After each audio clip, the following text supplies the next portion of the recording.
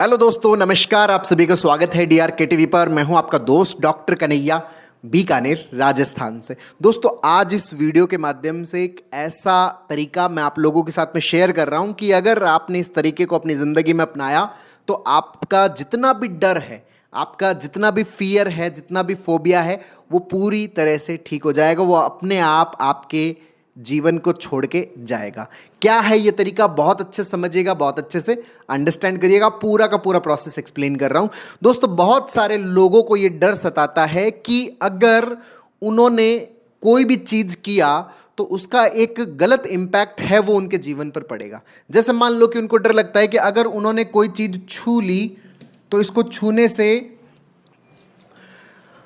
उनके घर के अंदर किसी की डेथ हो जाएगी, उनके ऑफिस के अंदर कुछ गड़बड़ हो जाएगा।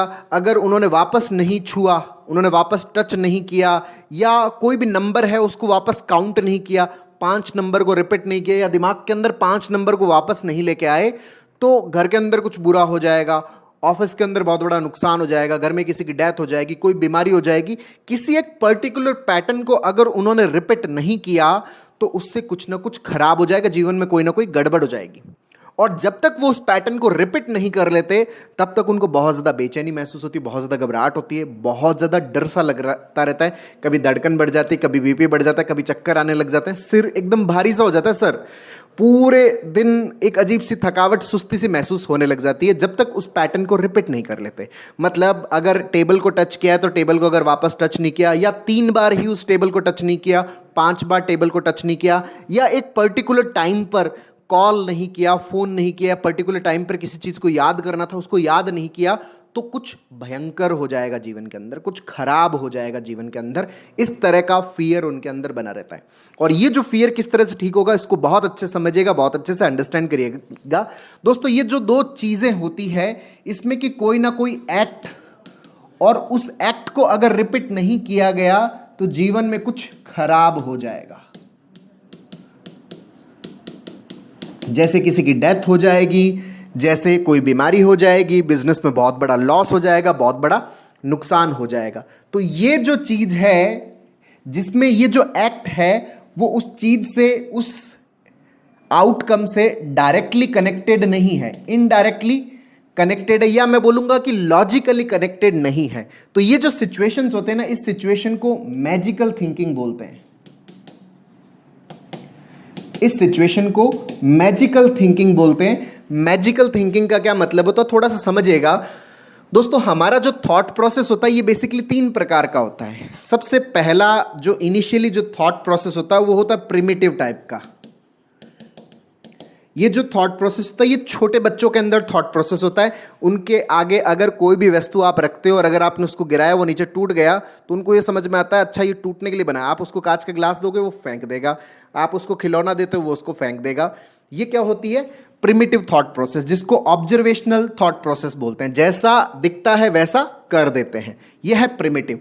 जब हम थोड़े बड़े होते हैं, थोड़े समझना शुरू करते हैं, तो हमारा सेकंड टाइप का थॉट प्रोसेस आता है जिसको अपन बोलते हैं मैजिकल थिंकिंग।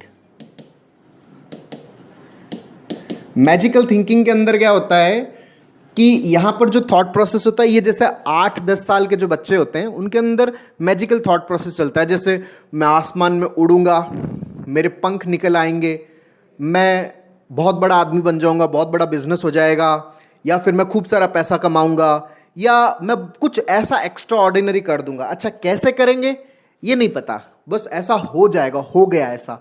या उनके जैसे वो जिन चीज़ों को फॉलो कर रहे होते हैं, जिनसे इन्फ्लुएंस होते हैं, उनके जो कैरेक्टर होते हैं, आइडल जो कैरेक्टर होते हैं, जैसे बैटमैन, सुपरमैन, शक्तिमान, इस तरह की चीज़ें जो होती है वो इनके क्या होते हैं? आइडियल होते हैं, इनके प्रेरणा स्रोत होते हैं। तो ये क्या होती है? ये मैजिकल थिंकिंग होती है। मैजिकल थिंकिंग का मतलब, अच्छा आसमान में उड़ोगे, कैसे उड़ोगे? ऐसे ही उड़ जाऊंगा आसमान में, मैं हवा में उड़ रहा हूं, देखो मैं गायब हो गया। इस तरह की थिंकिंग क्या होती है? Magical thinking. मैजिकल थिंकिंग का मतलब क्या होता है? जहां पर चीजें जो है वो लॉजिकली आपस में कनेक्टेड नहीं होती। अच्छा, इससे थोड़ा और ऊपर जाते हैं, इससे हमारी अंडरस्टैंडिंग और डेवलप होती है।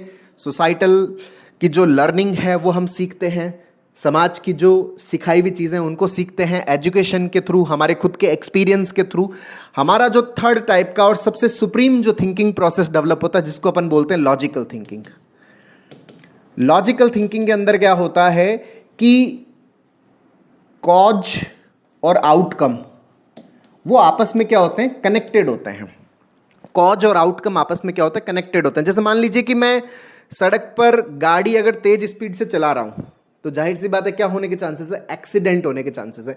तो यहां पर आउटकम जो एक्सीडेंट है वो लॉजिकली किससे कनेक्टेड है, तेज स्पीड के साथ में कनेक्टेड है। अगर मैं गाड़ी धीरे चलाऊंगा तो एक्सीडेंट होने के चांसेस क्या है, कम है। तो ये चीज क्या है, लॉजिकली कनेक्टेड है। तो ये जो थॉट प्रोसेस होता है, जैसे ये 15, 16, 17, 18, 19, 20 के बाद में ये हमारे अंदर धीरे धीरे परिपक्व होता जाता है, लॉजिकल थिंकिंग वाला पार्ट।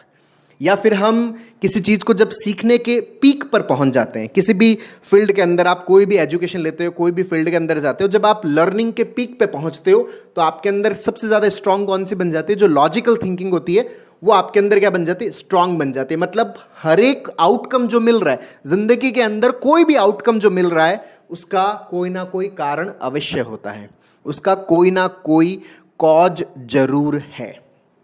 बिना किसी कारण के कोई भी आउटकम नहीं मिलता। इसको बोलते हैं अपन लॉजिकल थिंकिंग। और मैजिकल थिंकिंग के अंदर ये जो कारण और जो आउटकम है ये आपस में कनेक्टेड नहीं होते। इसको बहुत अच्छे से समझ लीजिए दोस्तों। हम हमारे जीवन में जब भी स्ट्रेस के दौर में होते हैं, जब भी तनाव के दौर में होते हैं, तो हमारा जो थॉट प्रोसेस है उसका रिग्रेशन हो जाता है। अच्छा, दो वर्ड है, बहुत अच्छे समझिएगा। ये दो वर्ड कौन से हैं, एक तो होता है प्रोग्रेस, एक होता है रिग्रेस। प्रोग्रेस का मतलब क्या है, लोअर स्टेट से हायर स्टेट की तरफ जाना। अच्छा, आप प्रिमिटिव से आप मैजिकल में जा रहे हो, ये क्या है आपका प्रोग्रेस, आपने तरक्की किया। अच्छा, मैजिकल से आप लॉजिकल में जा रहे हो, ये और क्या है आपका प्रोग्रेस। तो इसको तो बोलते हैं प्रोग्रेस, इसको बोलते हैं प्रोग्रेशन। अच्छा, जब आप हायर स्टेट से लोअर स्टेट्स में आते हो तो उसको क्या बोलते हैं अपन, रिग्रेशन। जैसे आप इसको समझ लो प्रमोशन या डिमोशन। जब आप लोअर स्टेट से हायर स्टेट में जाते हो उसको तो बोलते हैं आप प्रमोशन, और हायर स्टेट से आप लोअर स्टेट में आते हो उसको क्या बोलते हो, डिमोशन बोलते हैं। तो यहां पर अगर आप ऊपर बढ़ रहे हो तो उसको तो हम क्या बोलेंगे, प्रोग्रेस करना। और अगर आप यहां से नीचे की तरफ आ रहे हो तो इसको आप क्या बोलते हो, रिग्रेशन, रिग्रेस करना, मतलब लोअर स्टेट की तरफ आना। तो जब भी हम हमारे जीवन में स्ट्रेस के दौर से गुजर रहे होते हैं, तनाव के दौर से गुजर रहे होते हैं, मतलब हम एक मेंटल ब्लॉक के दौर में गुजर रहे होते हैं, मतलब जब हमारे जीवन में एक ऐसा स्टेट आता है कि कहीं पर हम फंस गए हैं, कहीं पर हम रुक गए हैं, हम निर्णय नहीं ले पा रहे, चीज़ों को सही तरीके से हम मैनेज नहीं कर पा रहे। जब हमारे ज़िंदगी में किसी भी प्रकार का कोई स्ट्रेस चल रहा होता है तो उस दरमियान क्या होता है कि हमारा रिग्रेशन हो जाता है। रिग्रेशन का मतलब क्या है कि हम लॉजिकल थिंकिंग से किस में आ जाते हैं, मैजिकल थिंकिंग में आ जाते हैं। और जब हम मैजिकल थिंकिंग में आते हैं तो मैजिकल थिंकिंग के अंदर जो सजेस्टिव बिहेवियर होता है वो बहुत ज़्यादा होता है। तो कोई भी हमें कुछ भी नेगेटिव सजेशन देता है तो उसको हम फटाक से मान लेते हैं। इसीलिए जब भी हम एंजाइटी के दौर में होते हैं, हम स्ट्रेस के दौर में होते हैं, तो कोई भी नेगेटिव चीज़ होती है ना उसके ऊपर ध्यान पहले जाता है। लोग मुझे बताते हैं कि सर 100 चीज़ें पॉजिटिव लिखी हुई, एक नेगेटिव अगर लिखा होता है, सर इंटरनेट पे पढ़ रहे होते हैं, जैसे कई बार इलनेस फोबिया जब हो जाता है, जब किसी बीमारी से डर लग रहा होता है, तो सर हम किसी भी बीमारी के बारे में पढ़ते हैं, सर किसी बात पे ध्यान नहीं ठहरा, लेकिन वो जो हार्ट अटैक वाली बात है ना उसके ऊपर ध्यान ठहर गया। कोई भी जो नेगेटिव होता है उसके ऊपर क्या होता है, हमारा ऑटोमेटिकली यूँ समझ लीजिए कि एक चुंबक लग जाता है, वो अपने आप हमें क्या कर लेता है, खींच लेता है, हमारे थॉट प्रोसेस को अपनी तरफ खींच लेता है। फिर वो दिमाग, हमारे दिमाग में वो जो बात है वो हमारे दिमाग में क्या हो जाती है, अटक जाती है, रुक जाती है। तो जब हम मैजिकल थिंकिंग के दौर में होते हैं तो उस समय नेगेटिव सजेस्टिव बिहेवियर बहुत ज़्यादा होता है। तो कोई कुछ भी थोड़ा सा भी नेगेटिव बोलता है ना, उसने 100 लाइनें पॉजिटिव बोली, एक लाइन अगर वो नेगेटिव बोल देता तो वो हमारे दिमाग में क्या होती है, रुक जाती है, अटक जाती है। और मैजिकल थिंकिंग के अंदर जो इलॉजिकल कनेक्शन है वो बहुत ज़्यादा नज़र आते हैं। जैसे हमने कहीं पर सुन लिया कि अच्छा ये अगर मैंने अगर इसको 3 बार रिपीट नहीं किया तो उसके कारण क्या हो जाएगा, जीवन खराब हो जाएगा, कुछ बर्बाद हो जाएगा। तो ये एक प्रकार की क्या है, मैजिकल थिंकिंग, कि भाई 3 बार करने या ना करने से कोई फर्क नहीं पड़ने वाला।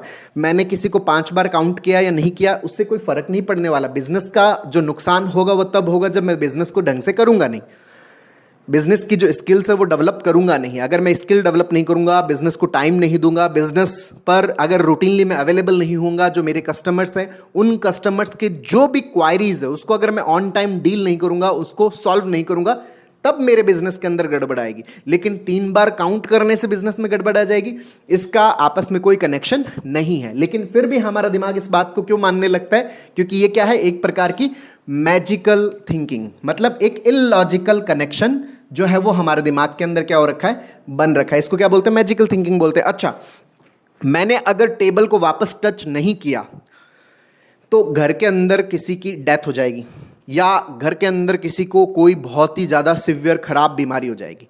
भाई डेथ तब होगी जब बॉडी के अंदर किसी भी प्रकार का कोई इलनेस प्रोसेस, पैथोलॉजिकल प्रोसेस चल रहा है।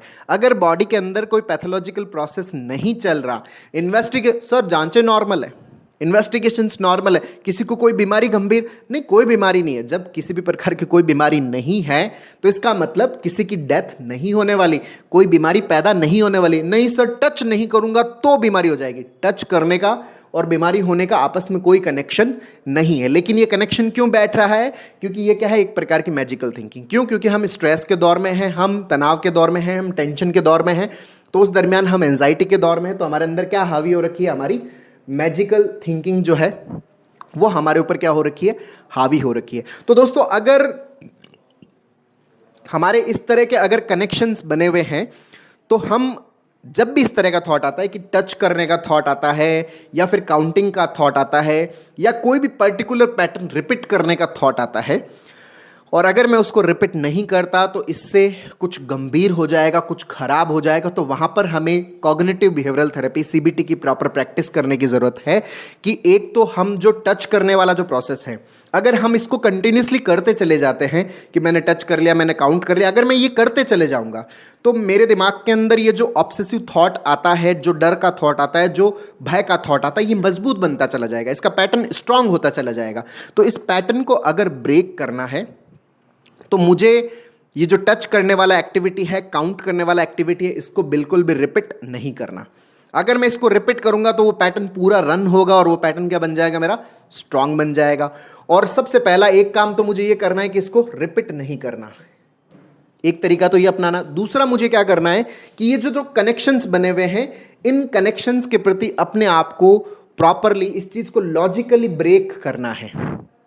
तभी हमारे अंदर वापस लॉजिकल थिंकिंग की तरफ हमारा क्या आ पाएगा, प्रोग्रेशन ना आ पाएगा। मतलब हम वापस लॉजिकल थिंकिंग की तरफ जा पाएंगे। जो भी थॉट बने हुए, भाई टच का और डेथ का क्या रिलेशन है, इसके प्रति अपने पास में एविडेंस इकट्ठा करना कि भाई ये कैसे कनेक्टेड हो सकता है, और मैं किस घटना को इससे जोड़ रहा हूं। हो सकता है मैं पास्ट की कोई घटना है, अच्छा मैंने उस समय 3 बार काउंट किया था तो कोई ठीक हो गया था, या 3 बार काउंट नहीं किया तो किसी की डेथ के बारे में सुन लिया, तो ये एक प्रकार की क्या हो गई, इलॉजिकल कंडीशनिंग हो गई। और उस कंडीशनिंग को मैं क्या कर रहा हूं, अपने जीवन में हर जगह क्या कर रहा हूं, जनरलाइज कर रहा हूं। तो यहां पर मुझे इस थॉट को लॉजिकली ब्रेक करने की जरूरत है, तभी मैं किस में जा पाऊंगा, लॉजिकल थिंकिंग की तरफ जा पाऊंगा। तो जब भी इस तरह के थॉट आते हैं, अपने आप को बताएं ये एक प्रकार की मैजिकल थिंकिंग है, एक प्रकार का इलॉजिकल कनेक्शन है। अच्छा, मेरे पास में खराब हो जाएगा, इसके क्या एविडेंसेस है, भाई कोई एविडेंस नहीं है, तो ये दोनों चीजें आपस में कनेक्ट नहीं हुई। अच्छा, पास्ट में कितनी बार ऐसा हुआ है, पास्ट में ऐसा बिल्कुल भी नहीं हुआ, इसका मतलब ये चीज़ आपस में कनेक्टेड नहीं है। हाँ, मैं किसी चीज़ को क्या कर रहा हूँ, अपने ऊपर जनरलाइज कर रहा हूँ, ये एक प्रकार की मैजिकल थिंकिंग है। तो मुझे अपने आप को बार बार ये एक्सप्लेन करना पड़ेगा। जब हम बार बार अपने आप को ये एक्सप्लेन करते हैं, धीरे धीरे हमारे अंदर जो नेगेटिव पैटर्न बना हुआ है, वो नेगेटिव पैटर्न पूरी तरह से ब्रेक हो जाता है। अच्छा, एक बार में ब्रेक हो जाएगा? नहीं सर, एक बार में तो कैसे ब्रेक होगा।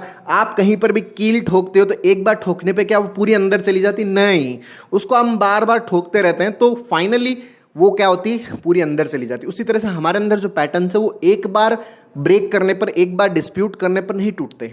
जब हम उसको कंटिन्यूसली ब्रेक करते हैं, बार बार एक्सप्लेन करते हैं, तो मान लीजिए कि कोई भी पैटर्न है वो 100 थॉट से मिलकर बना हुआ है, तो आप उसको अगर 100 बार एक्सप्लेन कर दोगे अपनी डे टू डे लाइफ के अंदर, जब रियलिस्टिक सिचुएशंस क्रिएट होती है, तो वो पैटर्न है वो 100 बार एक्सप्लेन करने पर क्या हो जाएगा, ब्रेक हो जाएगा। लेकिन मैंने मान लो प्रैक्टिस 10 बार किया है, तो अभी भी तो 90 बाकी है ना, अभी भी थॉट रिपीट होगा। तो लोग मुझे बताते हैं कि सर एक्सप्लेन तो कर देते हैं, लेकिन थॉट आता तो थॉट तो आएगा ही ना, क्योंकि उसका पैटर्न बना हुआ है, और उस पैटर्न को टूटने में अभी समय लगेगा, पैटर्न को ब्रेक होने में अभी टाइम लगेगा। तो वो टाइम दीजिए, उस पेशेंस के साथ में हम कंटिन्यूसली क्या करें, प्रैक्टिस करें सीबीटी की। तो ये टोटल हमारा जो डर है, जो हमारा एंजाइटी है, जो हमारा पैनिक है, जो हमारा ओवर थिंकिंग है, जो हमारा ओसीडी है, ये टोटली हमारा क्या हो जाता है, नॉर्मल हो जाता है। तो दोस्तों, उम्मीद करता हूं आपको ये वीडियो पसंद आया होगा, नीचे कमेंट बॉक्स में लिखकर जरूर बताइएगा। और अब तक यदि आपने मेरे यूट्यूब चैनल DRK TV को सब्सक्राइब नहीं किया तो प्लीज़ उसे सब्सक्राइब करें ताकि मेरे नए वीडियो का नोटिफिकेशन